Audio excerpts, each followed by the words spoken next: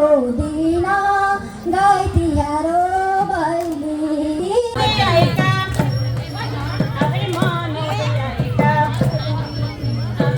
मरी घाना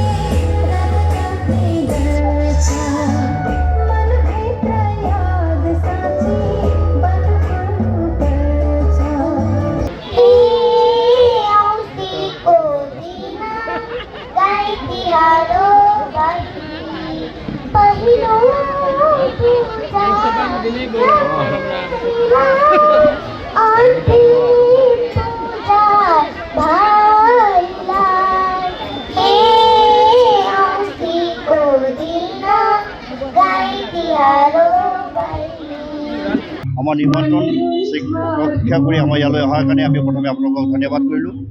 আজি গোৰ্খা চুক ৰমাইলো দিয়ৰ আয়োজন সমিতিৰ সৌজন্যত তৃতীয় বাৰ্ষিক এই দেউচী ভৈলী সংগীনী আৰু দলীয় নীতিৰ প্ৰতিযোগিতা আজি খনামুখৰ গোৰ্খা ভৱনৰ অস্থায়ী মঞ্চত মঞ্চস্থ হৈছে।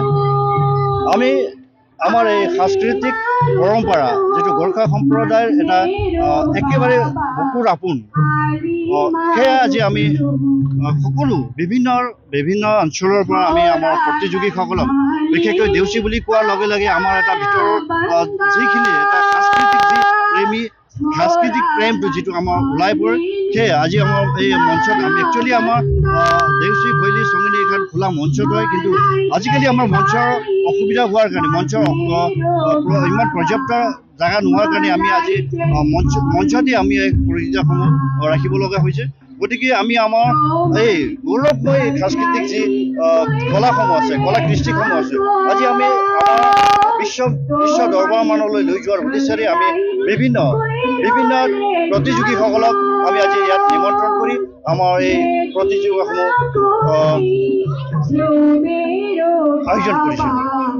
আমাৰ উদ্দেশ্য হ'ল আজি চাওক সকলো জনগোষ্ঠীৰে অসমত বসবাস কৰা বিভিন্ন জাতি জনগোষ্ঠীৰে নিজৰ কলা কৃষ্টি আছে।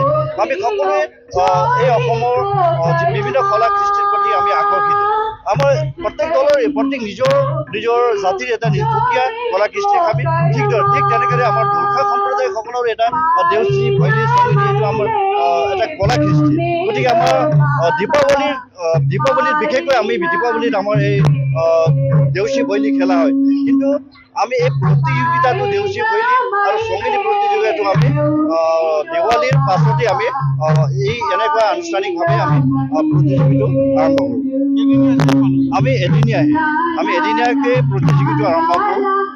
বিভিন্ন জেগাৰ পৰা আমি অকল যিখন অঞ্চলত আমি প্ৰতিযোগিতা আৰম্ভ কৰিছোঁ অকল সেইখিনি অঞ্চলেই নহয়, বিভিন্ন অঞ্চল আমাৰ ওচৰৰ পৰা গোৰ্খা সম্প্ৰদায়ৰ ভিতৰত থকা বিভিন্ন গোৰ্খা সম্প্ৰদায়ৰ মানুহৰ মাজত আমি নিমন্ত্ৰণ প্ৰত্যেক গাঁৱৰ পৰা আমি নিমন্ত্ৰণ জনাই আমি